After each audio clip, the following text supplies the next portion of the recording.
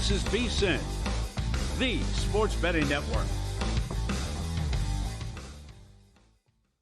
Follow the money. That's what I always say. You always follow the money. Yeah. This is Follow the Money with Mitch Moss and Paulie Howard on VSiN.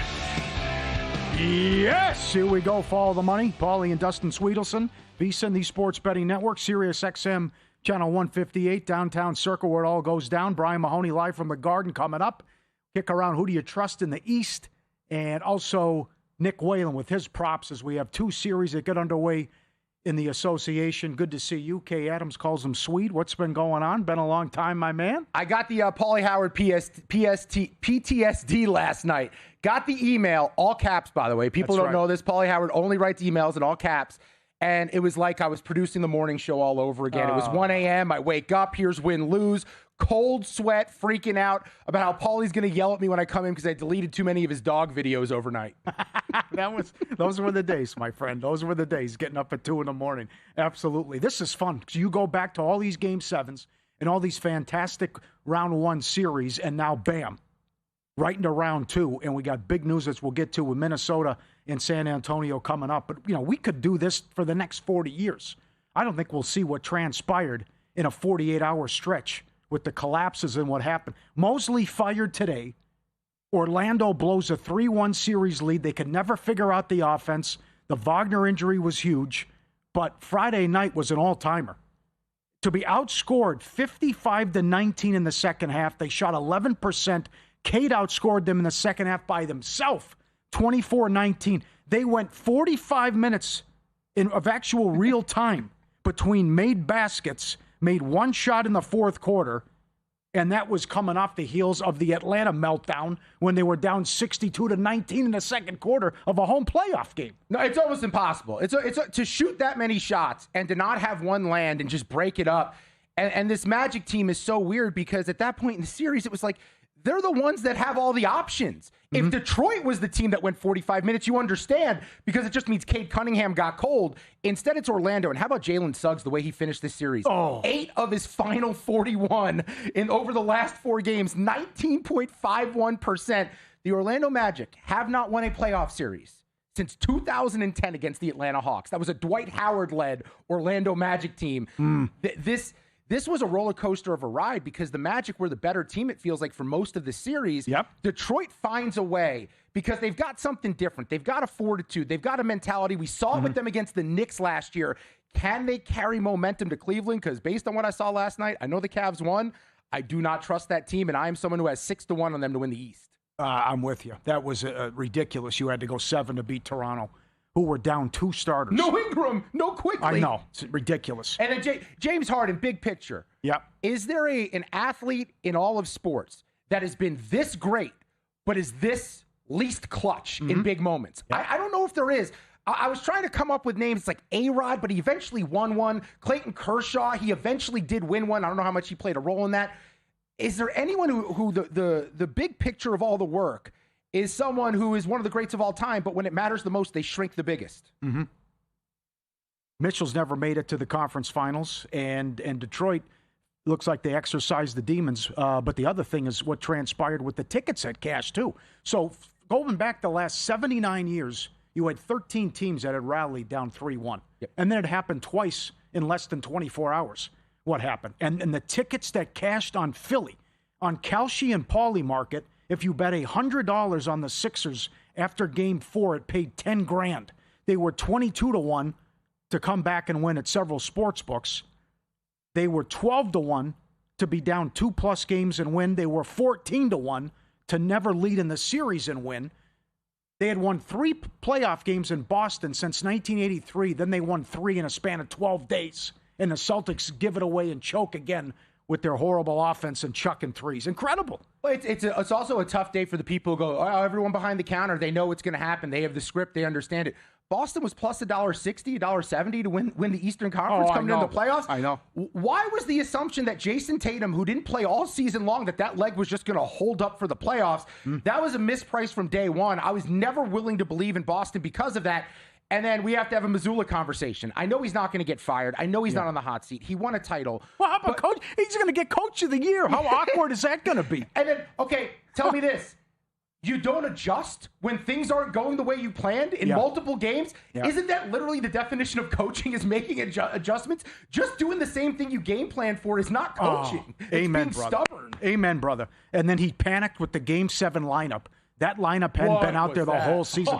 Right. My God. But like, I'm not going to play the bench guys, and then all of a sudden I'm going to throw these guys in Game 7. And then Vucevic, trading Simons, he hasn't even played in a Game 7. But you're right, where it's, we're just going to get great looks, and the percentage of wide open looks is going to be in our favor, and that's going to carry. But they have to change how they play, and also their math equation with analytics, because this happens every series where they have two stinkers where they don't shoot. So that's 2 losses right there. Then you can actually get outplayed in a game. So you want to talk about math and wide open threes, and we're going to shoot 50 threes a game. You're dead last in shots at the rim, and you're dead last in trips to the free throw line. Change it. And I don't want to hear about Jaylen Brown should have been an MVP. The guy can't dribble with his left hand. He can beat up on teams in the regular season. He had 33 points. He was not all that impressive. He turned the ball over. He didn't look like a superstar. It doesn't help when you don't have anyone around you and the defenses can key in on you, but that's a 76er squad. Those guys did not play together for most of this season. Yes. Embiid was never in the lineup. George was suspended, right? You've got Edgecombe, the rookie, just being like, hi, by the way, I'm the new guy on the team. Welcome aboard. Thanks for joining us this year. Well, it's a discussion that nobody wants to have, and we'll stretch out and do it later in the show, but other than the NFL, the regular season doesn't matter in these sports. And had Orlando beat Detroit in that series, it would have been the biggest indictment on the NBA regular season. There would be no point in ever trying ever again. If the 8 beat the 1, the NBA's lucky.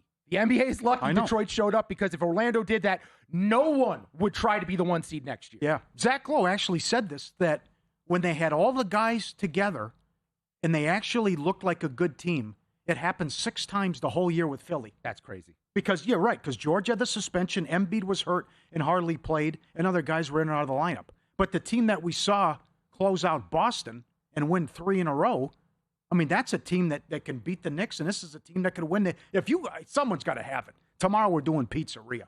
Like, they were 250 to 1 to win the East when they were down 3 games to 1. This is incredible. How do you gauge what they did to Boston, though? Is it Boston... S the bed, or is it Philly stepped up and beat them? I think there's a little bit of both, but at the same time, why is there so much Philly love today? I'm hearing everyone's on the Sixers. You've got Joel Embiid, who's not in shape, who's dealing with a knee, who's off an appendectomy, and he's not 100%. He's got a 1-day turnaround in between these 2 games. Why is the assumption he's just going to be Embiid tonight against the Knicks? Yeah, I think 7.5 is too much, though. That's fair. But there's a lot of love about them winning the series, though, too.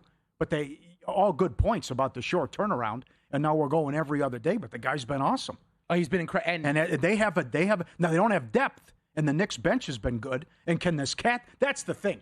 Does that continue? Because they have their history calling each other out on IG, and you're soft, and you're a flop or whatever. But is the Cat with the point center now? Does this assist continue, and does this incredible run that the Knicks had to close out Atlanta carry over to this, and how the Garden's going to be a madhouse? Yeah, we're going to find out early, because I think they're going to have to get Cat involved to build his confidence and make him feel good. But if Embiid takes his lunch early in this game, it could mess with his psyche and take him completely out of this. He played 16 minutes in one of the games against Philly this year when Embiid played, and Embiid forced him to foul out in 16 minutes. Yeah. That's another stat that feels like it's almost impossible. Well, in your corner, Maxey has torched him too. You're going to put Bridges on Maxey, I guess, but Maxey has owned the Knicks. Maxey is the guy you fear. If you're the Knicks, you fear that guy because he is an engine, he is a catalyst, he is energy.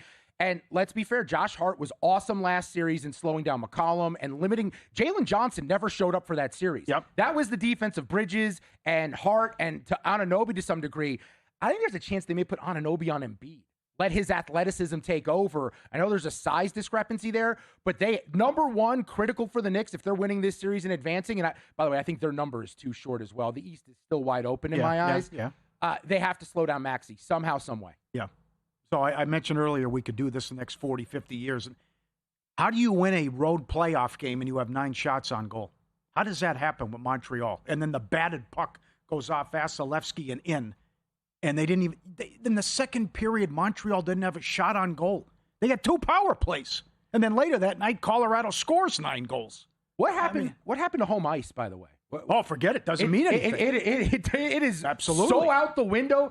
That series especially, right? It just feels like Tampa was winning in Montreal, Montreal winning to close it out on the road at Tampa, completely irrelevant. And then you have a complete opposite game later that night. I was on the air. I was doing Cashing Out last night, RIP.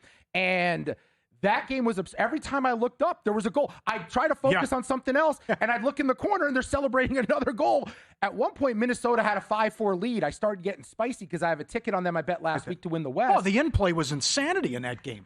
And then Colorado reels off 4 more goals and win it 9-6. Yeah. How high was the what would the in-play get for the goal? Did you see 14.5, 15.5 like in the third period? 13.5 I saw out there, I want to say. Colorado got the 2 quick ones late. But yeah, I think 13.5. Yes. And that thing just kept dancing back and forth, dancing. You had a brief moment of like 2 minutes where you could have gotten plus money on the Avalanche. Yeah. And then it disappeared. At the end of the first period, the in-play total was 9.5. I mean, it gets there in the second period. Pre-game total 5.5. We cashed it early in the second. That's insane. Yeah, same sport. Yeah, I win a game. I don't have a shot on goal for a period, and 9 for the game, and another team goes out 9 goals. I know Montreal outplayed them for much of the series, but that's another one too. Yeah, 9 shots. I know, and they win the game. That's like going to the bar. You have 9 chances to ask a girl out. Are you going to win that night? I know I'm not. That's incredible. We got big news coming up. This is nuts.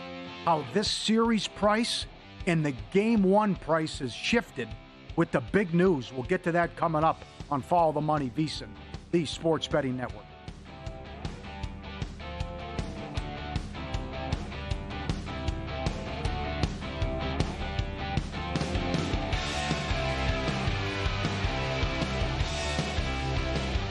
Racetrack Television Network brings you every race, from every track, on every screen, every day.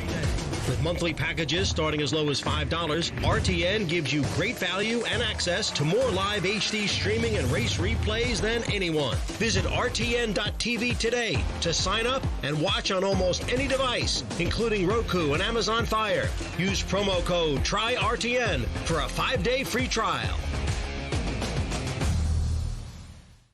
This is VSiN, a network of sports betting analysts, writers, hosts, and handicappers, all here to help you become a more confident bettor. We broadcast live every day from Las Vegas, the sports betting capital of the world, and from studios across the country, giving you insight from every angle of the action. Take VSiN with you wherever you go with the VSiN Watch app, or catch us on streaming platforms and regional sports networks. You can also listen live on SiriusXM Channel 158 and on radio stations nationwide. Check out VSiN.com as well for betting tools, exclusive betting splits, AI-powered player prop projections from Opta, pro picks for every game, plus in-depth betting guides and articles built to give you an edge. From sharp betting analysis and daily best bets to insider interviews and expert breakdowns, VSiN is your trusted source for everything happening in the world of sports betting. See everything we have to offer at VSiN.com and become part of the Sports Betting Network. Elevate your sports betting game with VSiN's exclusive betting splits. Stay ahead with real-time market trends and track bet percentages on any matchup, then uncover the edge by comparing them to the amount of bets placed to find out where the sharp money is headed. Upgrade to VSiN Pro to access betting splits, live odds, line moves, power ratings, and in-depth game analysis. Go to VSiN.com/pro to join VSiN, the Sports Betting Network.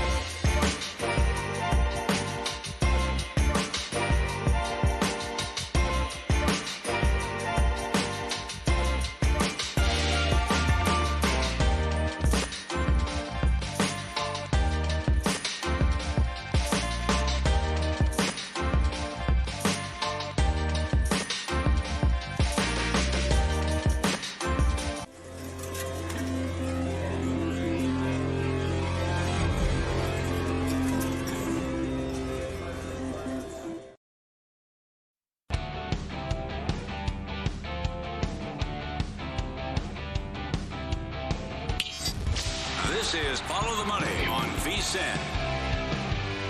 9 days after badly hyperextending his left knee and suffering a bone bruise, Anthony Edwards is going to play tonight against San Antonio in Game 1. A couple days ago, the Timberwolves were 70-1 to win the West. They're 45-1 right now. FanDuel opens San Antonio minus 3,000. Take back on Minnesota anywhere from 11 to 13-1 without playing a minute. The price now is Minnesota plus 330. Spurs minus 425. That's at DraftKings. The Game 1 spread opened 14.5. It got to 8.5 here at Circa. It's back to 9.5 now. This is insanity. We don't even know what he's going to look like. We don't know what percentage of himself he's going to be. And that's, oh, by the way, Dante DiVincenzo's still out. Ayo Dosunmu is not playing tonight. Yep. So you're going to ask this guy. He's been ruled out? I believe he was ruled out. I heard JVT say that earlier today. I believe he was ruled out. Let me confirm that. Yeah. But yeah. And now you've got Edwards coming back. He's going to be limited in some way. I'm sure he's going to try and carry the load, but you're asking a lot from a guy who's got a knee injury that was expected to return maybe in Game 3, Game 4. Yeah. Now to his credit, he had a 55-point game against these Spurs earlier this year. He had 32 in another, 23 in another.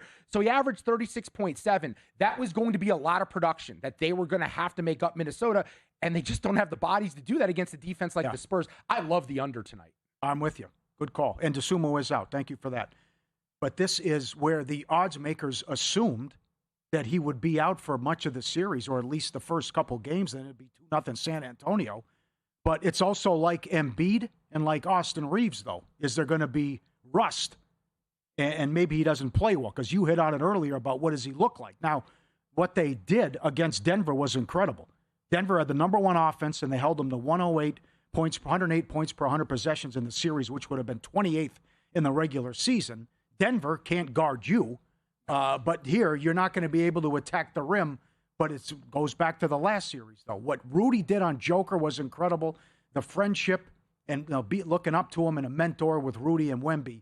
What does Rudy do against Wemby? But certainly an incredible supporting cast, though, that Wemby has here. Yeah, Gobert against Jokic held him to 42% shooting when he was guarding him last series. McDaniels last series defending Murray held him to 34% shooting over the last 4 games of the series. How do you replicate that against this team? Because they've got Fox, they've got Castle, 2 pretty versatile guys in the backcourt.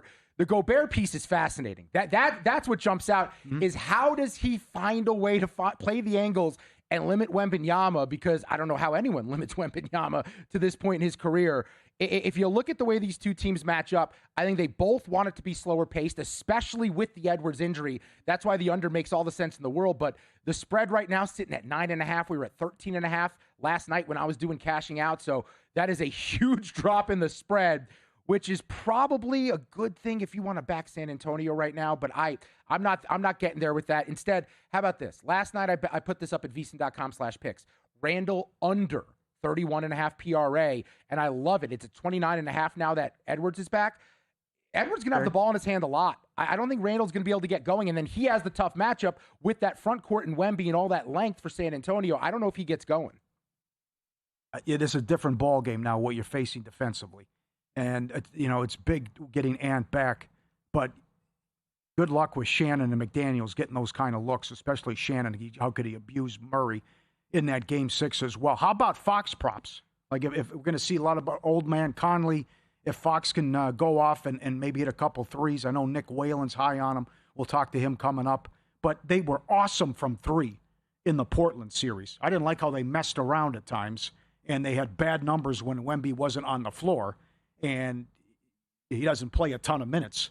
But it goes back to, if you're going to get these wide open looks, do you knock them down? And they were fantastic against Portland in that first round. Yeah, defense a little bit different, obviously, too, here coming up now. Yeah. Both teams had to make some crazy comebacks last series to wind up in this spot in the second round. I do like Fox. I went over 17.5 points. For a really good perimeter defense, Minnesota does struggle with point guards. They allowed the 8th most points, 2nd most rebounds to point guards. I just think Fox and that speed, that could be an issue here for Conley to keep up with if he can get downhill. So I really do like De'Aaron Fox. I'm with Whalen on that. I think that makes so much sense. Okay, so the Knicks are now laying 7, and they're the favorites to win the East. The series price at DraftKings currently $270. Take back on Philly plus 220. Now, does this continue with Cat? As Embiid's done a number on him, but and talking trash, and you mentioned fouling out, but moving him to point center and asking him more to be a facilitator. Again, this is a guy who has averaged 3 assists his whole career, and he had 26 in the last 3 games against Atlanta, including 2 triple-doubles. And it's up there at 35-1 today at DraftKings. The Knicks beat Atlanta by 16, 29, and 51 points to close out. I'm a little bit concerned about Philly coming back 3-1, and now you got the short turnaround as well, what you're talking about. But how do they hide Brunson? And Bridges do a good job and slow down Maxey. But can Philly get stops against this? And I know you're high on OG, too, which I don't mind OG's PRA, as he was a beast against Atlanta. But, again, Atlanta didn't have any size either. No, but that's the question I have for Cat. Can that carry over into this series? Because it was just a great matchup for him.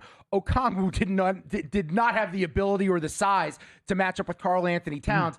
It's a different situation here because you've got Embiid, you've got all of that he's done to Cat over the years, and then more importantly, just team defense for Philadelphia. A lot better than Atlanta was. So I'm not sure that's going to work, but I do think New York wants to do that. They want to funnel it through him. I kind of like Jalen Brunson under 6.5 assists. I threw that up there earlier last night because if they try to make Cat that facilitator, that might be a couple of assists that Brunson doesn't get.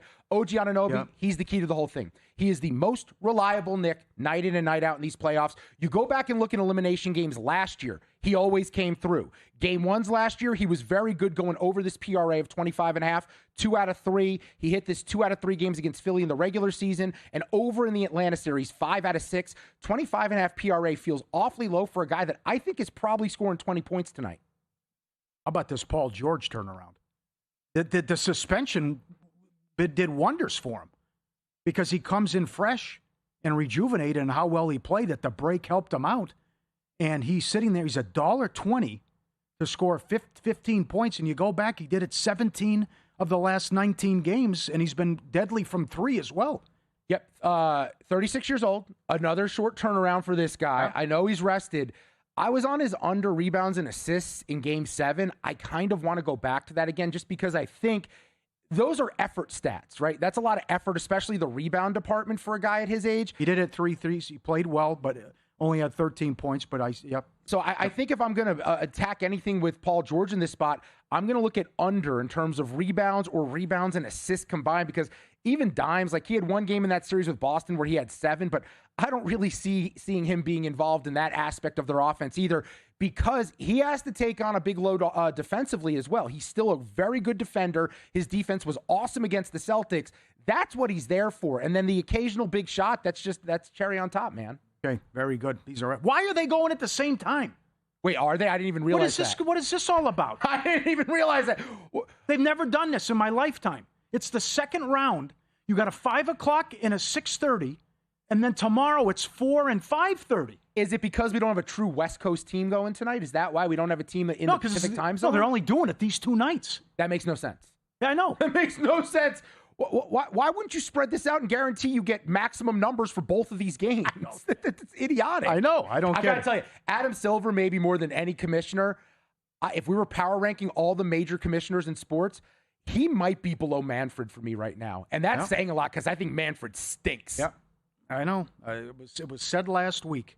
If you can't explain something to me in an elevator ride, you've lost me. And this whole tanking thing, where they change it, here's what their proposals are, and it can't. And now I'm more confused when you read this stuff. Well, keep it simple. You can't be in the lottery 2 years in a row. Yeah, that's right. Number one. Yeah. So you can't have generational-long tanks to make sure that you have as many top picks as possible, and it forces you to actually try every other year. That's it. That's the solution. Get to hockey later in the show as well. Carolina has won 15 of 17 against Philly. And Philly still hasn't scored a first-period goal in the entire playoffs. Carolina's the first team since 1986. First 5 playoff games, they haven't trailed. They're up to 260 now. Looking for an edge in baseball betting? Check out the VSiN Daily Diamond, sharp daily baseball betting insight all season long. Former pitcher Jensen Lewis and Dave Ross break it all down. Lines, totals, props, futures. Subscribe to the VSiN Daily Diamond wherever you get your podcasts. And while you're there, search VSiN for the full podcast lineup. Everything from the NBA, college sports, horse racing, and more. VSiN is the sports betting network. You know anyone who had the Super? You know anyone who had the winner? I don't know anyone who had the winner. It was brutal. I know. I mean, poor Samich likes 2 horses. They both get ruled out. What are you going to do? I know. It's ridiculous. Oh, God. Like no one had the 22. I didn't even hear that horse's name until they were calling it, making a move in the race. Absolutely. Paulie Howard, Dustin Sweetelson, Mitch out. He's back Wednesday. We'll talk to Nick Whalen up next, who he likes for props. And in these playoffs, round 2, right around the corner, coming up on VSiN, the Sports Betting Network. Stick and stay.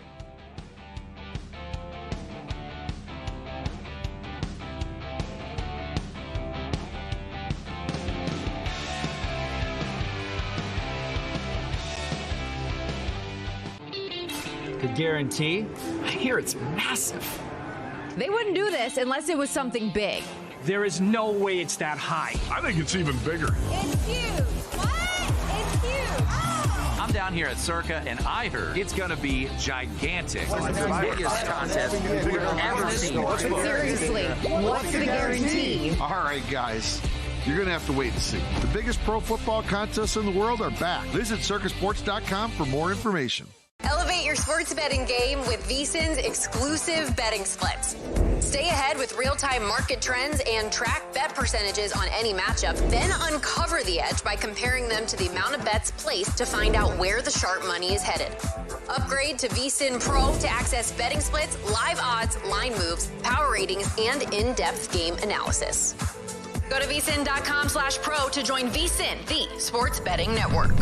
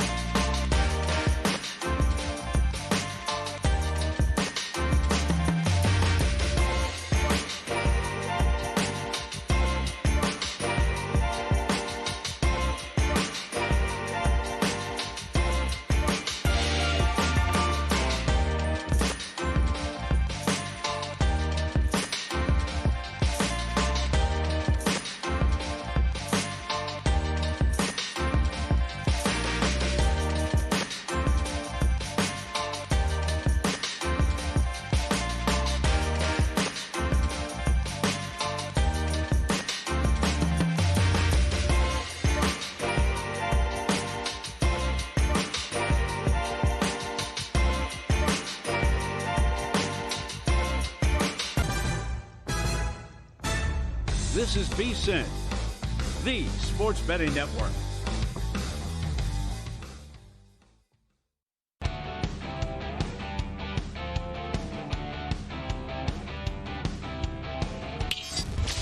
This is Follow the Money on VSiN. Developing situation in the Prem. Everton and Man City tied at 1 in the 70th minute. Oh, boy. Arsenal. This would be big for Arsenal to win the Prem as Man City now tied with 20 minutes left. Nick Whalen joins us now. Watch him every day. Prop Points, 1 p.m. Eastern. Does an excellent job. We're here to talk NBA and what he likes. First of all, let's start with the late game. It's a huge move now. Ant's going to play for Minnesota. And how about this news that he comes back and the series price and the line, everything's going crazy now with the San Antonio, Minnesota spread and series price. Yeah, looking at the updated series price right now, guys, and good to be here with you. Minnesota now plus 330 to win the series at DraftKings. Spurs still a hefty favorite, minus 425, but a huge adjustment on the game one line, which I saw as high as 13.5 earlier this morning. Then it dipped to 11.5, and now we are down to 9.5. Now, I do think it's fair to question, what version of Anthony Edwards are we allegedly getting tonight? Because we're like 24 hours removed from the report being that he was targeting Game 3, which is not until Friday. And then we get a report this morning that the training staff is iffy on him playing, but Edwards himself is pushing to play. It appears he's going to win that battle and be out there tonight. But, this is an injury that he's been dealing with, since the end of the regular season. He's been in and out. I feel like I trust Anthony Edwards more than I do the average player, the average star, to kind of know his body and be out there and be effective, more so than, for instance, what we saw from Austin Reeves when he came back and the final line looked okay, but he was 4 of 16 from the field.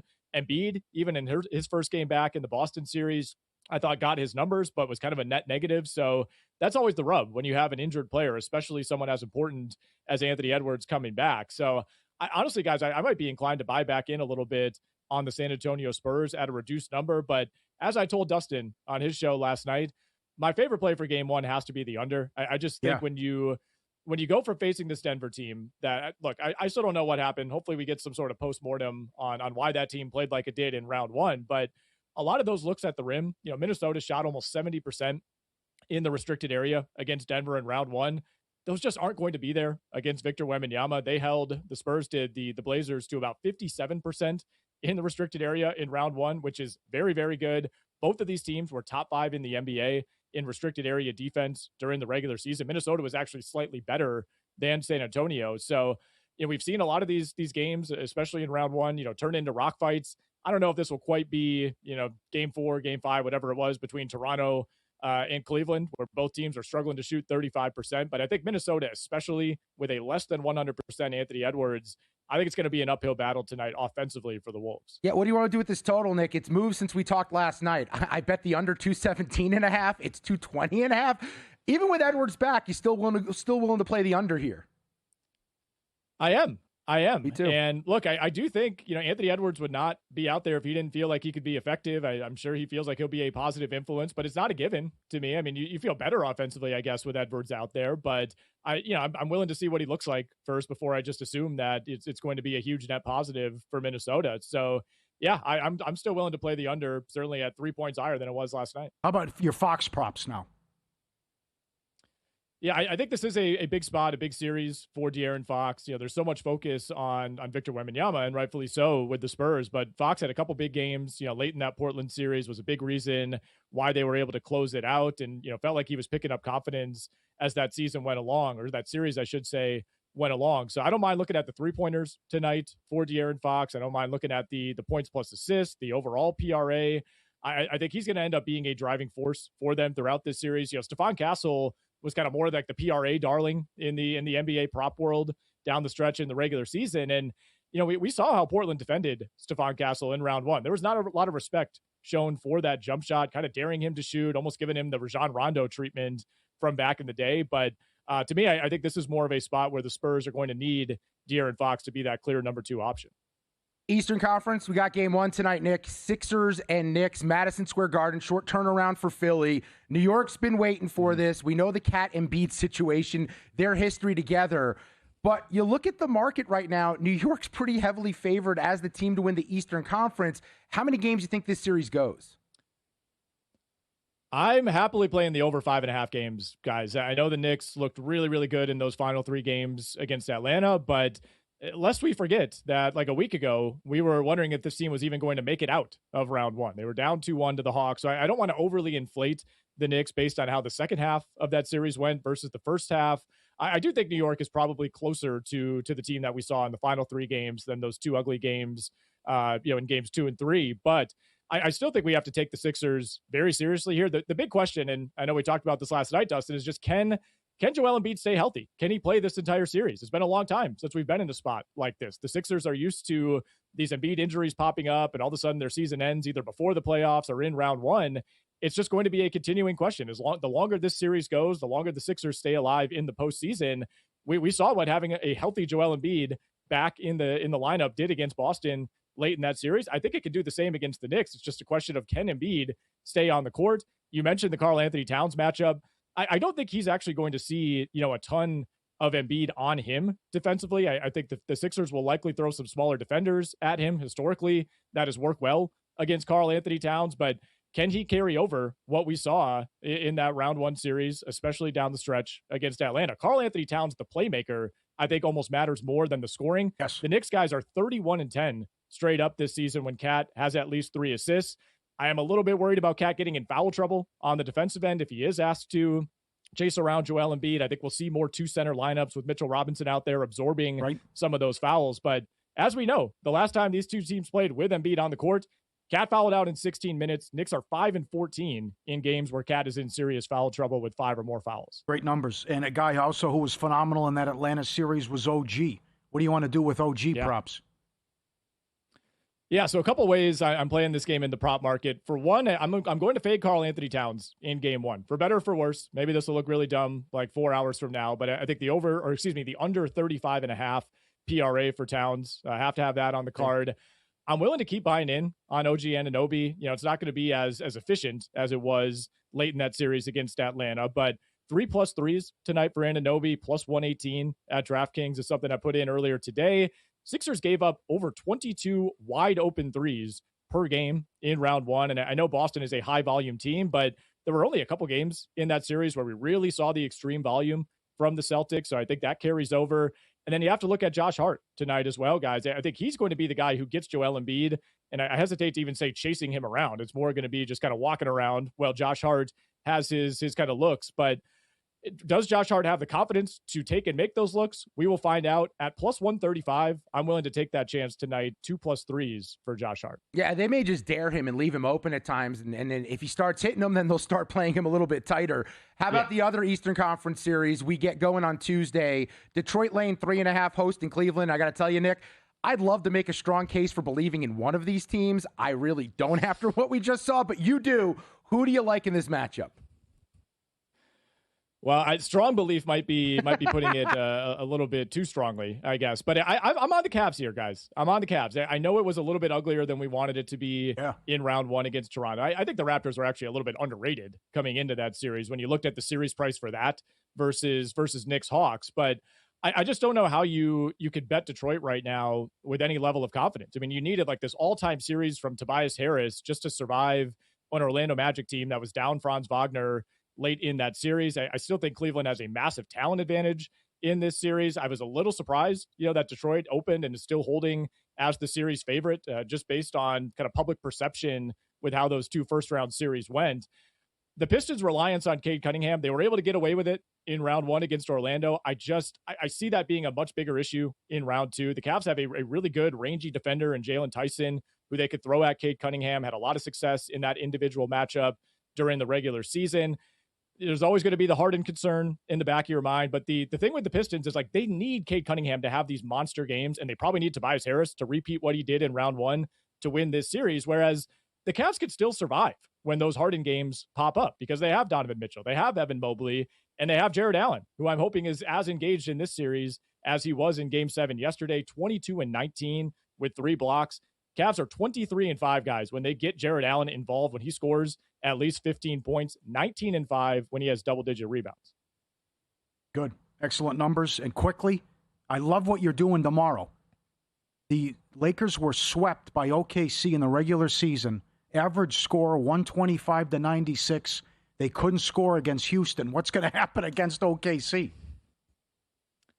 I think much of the same, as what we saw during the regular season, guys. I just don't see the Lakers without Luka doing a whole lot offensively. I'm scared to actually play the game total because I'm worried about how many points OKC is going to score, but under 98.5 on the Lakers team total, guys. I know Houston's a good defensive team. They played this knockdown drag out series, but the Lakers' turnover issues are really what I think could sink them early in this series. They had averaged more than 18 turnovers per game, by far the highest turnover rate of any team in the playoffs so far. And OKC forced the highest turnover rate. They have the lowest turnover rate of any team in the NBA during the regular season. It's just a really, really bad matchup for the Lakers. It's a bad matchup for everybody. Give me the under on the Lakers team total. I'm with you. Thanks, Nick. Good luck. Strong appearance. Thank you, guys. Nick Whalen. Up next, win some, lose some. Crazy weekend. You won't believe some of these big tickets that cashed, and 2 horrific beats. Coming up, follow the money.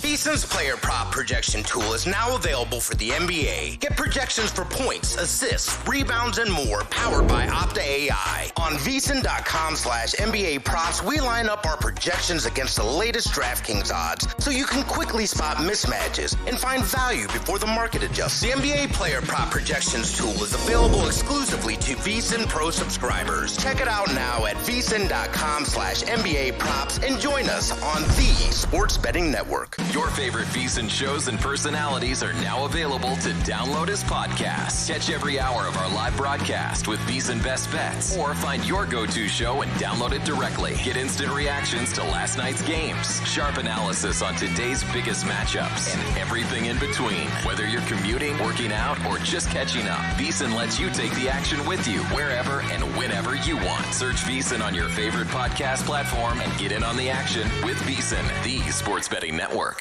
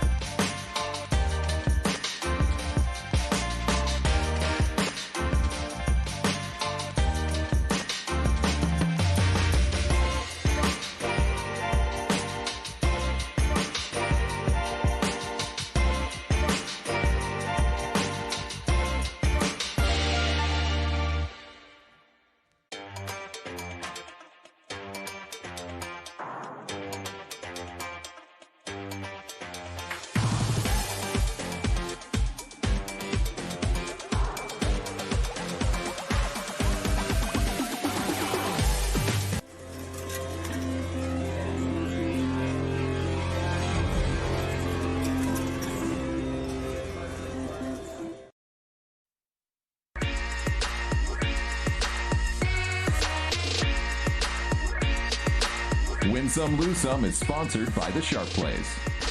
Were you a winner last night? Wow, winning. Or was it a rough one? Well, they can't all be winners, can they? Loser! You're a loser! Paulie Howard recaps the night in sports betting in Win Some, Lose Some. In the NBA, Raptors to win every game at home plus 650. We'll get to these props later in the show. It's phenomenal what cash, and they're up for the second round as well. And you got the game leaders every game as well. Mobley 18-1 in Game 6, most points. Walter most threes plus 450. Barrett 10-1. Most threes. Hachimura 10-1. He stuck it to me good. Reed Shepard was 1 of 10 in that game. Orlando was atrocious, all-time bad in Game 6. The Hawks. The Rockets got a pass. No one's talking about them because the other two performances. You're right. Scored 78 points. Scott Foster's on the game. They were never in the game. I forgot that game even happened. Oh, God. And because so much other chaos has ensued since Shepard, a complete no-show, they needed him for offense, and he did absolutely nothing. You're right. Lakers were 5-1 to win the series, and they get it done. Game 7, Celtics Sixers, most three. Dead heat. Edge, Coleman, White, 10-1. White did nothing all series. Yep. It was a big disappointment. But bad in the second half. Most assists, Pritchard plus 950. Sixers, 22-1 to come back down 3 games to 1. $100 on Kelce, paid $10,000 after Game 4. 14th team to rally, down 3-1. They had never won a series down 3-1. Boston never lost a series down 3-1. 12-1 to be down 2+ games and win. 14-1 to never lead in the series and win. Sunday, Pistons to win 2 games down or more. 12-1 to win after never leading the series. 10-1. And Nick is right. Where did that come from? Tobias Harris, 15-1. Most threes in the game. They needed him. And the meltdown in Game 6. NHL, Game 6. Montreal, Tampa, 0-0. Regulation, 100-1. Game 7, under 3.5, 3-1. Montreal 5-1 to win the game in regulation with 10 minutes left. And the fluke goal that wins it.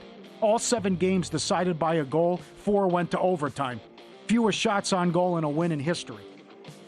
Hurricanes, Game 1 to win by shutout, 9-1. UFC, Steel by sub, 6-1. Sutherland by decision, 6-1 as well. Subscribe, be part of the team. VSiN.com, our radio and podcast friends. You always want to see these tweets and videos at Paulie Does Vegas on Instagram. Send them in. We'll put you on. Everyone says how mean these dogs are. Every video I see on Instagram is they look cuddly and great, these Rottweilers. But here, you be careful where you got your dinner. And he's trying to come over the shoulder. He's coming in and trying to get a piece of that chicken bake. Probably Costco or wherever the gal was at. You got the head resting on the shoulder and just waiting to tear into that thing if you make a move. And that, hey, no. I love all that. Well, in fairness, when they smell food, that's when they are going to be their nicest. Oh, yeah, sure. Look at that. That's phenomenal. And I think Luke sent this in. I'm afraid of heights. I could never do this. Stairs at Yosemite.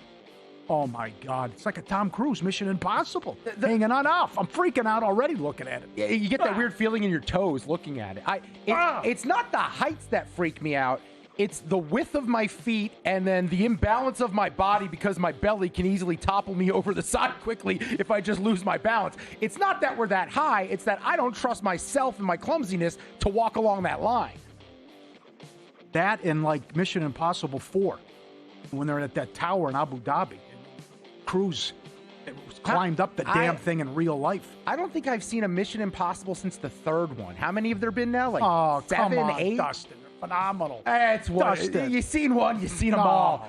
Shame on you. He looks like he's gonna die, then he doesn't die, and he saves the world. It's like Fast and the Furious. It just got out of hand. No way. Oh, damn you. Lose some. I picked the wrong week to stop sniffing glue. How about what happened in Boston? You know, Vrabel's got the Rossini thing going on. The Red Sox fire Cora. They're a mess. Boston blows a 3-1 lead. The Bruins have lost 6 straight home games in the playoffs. They'd get taken out by Buffalo. The Lightning have lost in the first round 4 years in a row. The Celtics had lost 3 playoff games at home to the Sixers since 1983. They lost 3 times in 12 days.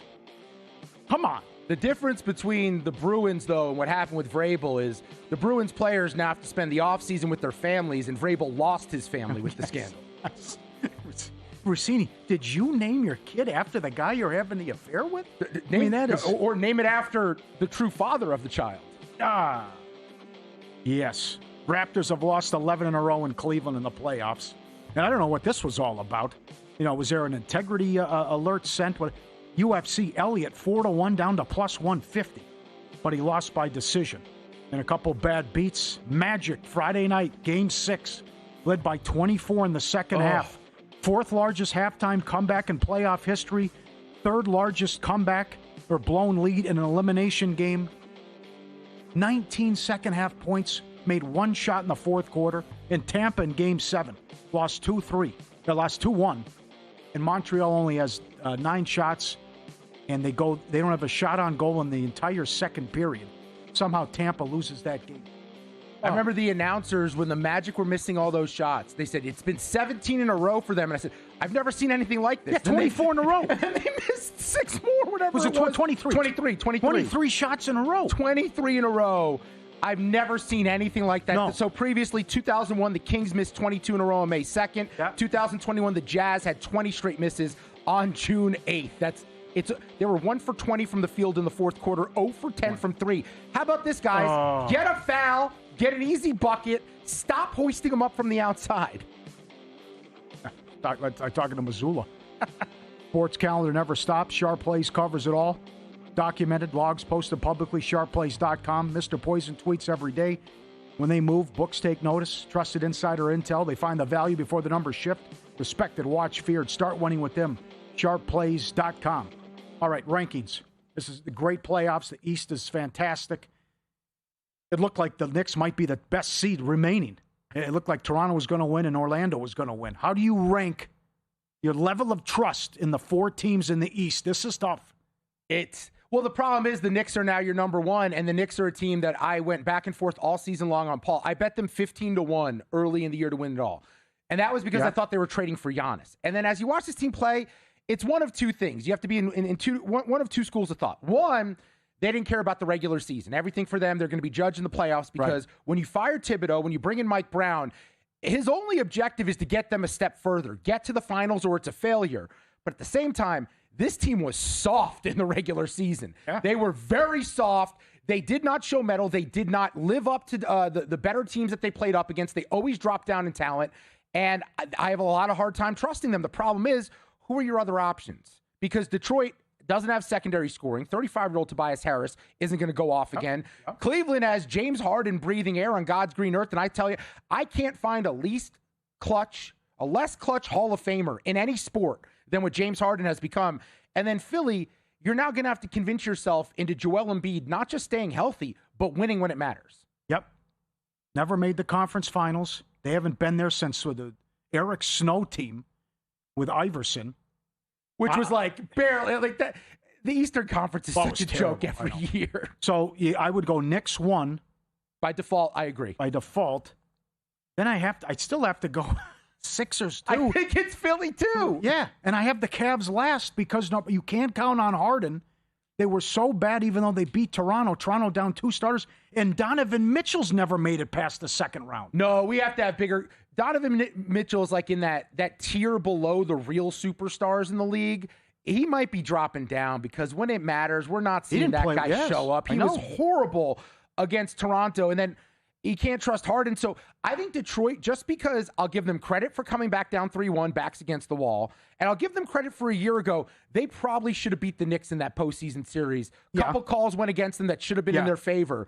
So I think they're built a little bit differently mentally. And in this series against Cleveland, if they can make it lower possession, they can make it lower scoring and just slow down Harden a bit, I think they absolutely can win this series. Sixers still 7-1 to win the East. Were you surprised Detroit was a favorite, though, in the series over Cleveland just because the Cavs have so many more options? Yes, I was. Yeah, I mean, the bench... I mean, you also... They don't win the series if Wagner doesn't get hurt either. That's the other thing. Oh, yeah. I mean, come on. It's over. They're up 24 in the third quarter to close them out. It's over. And for them to get outscored 55-19, it was like the Game 6 with the Knicks. It's like, am I hallucinating? Is that the score? They haven't made a shot in 45 minutes? What's going on? What is this, 60-point lead at one point for the Knicks? Yeah. That's something. You know, we saw a lot of things I've never seen before on a basketball court, and they all happened in the opening round of the playoffs. They did. Yeah, they did. No doubt. But it's hard. And Knicks, Pistons would be awesome. Knicks, Cavs still is strong, but there's going to be a great story no matter what. Because the Knicks haven't made the finals since '99. Detroit, you got to go back a long ways. Cavs, Pistons. Yeah, Cavs with LeBron. And then we've outlined all the issues with the Sixers, too, how long it's been. And all this is a waste because it's your last chance to get a good price on Oklahoma City to win the whole thing at minus 155. Yeah, no kidding. There's a great prop regarding them, too, at DraftKings we'll get to in about an hour. Real or Fugazi up next, and it's a discussion nobody wants to have, but we have to get into it coming up.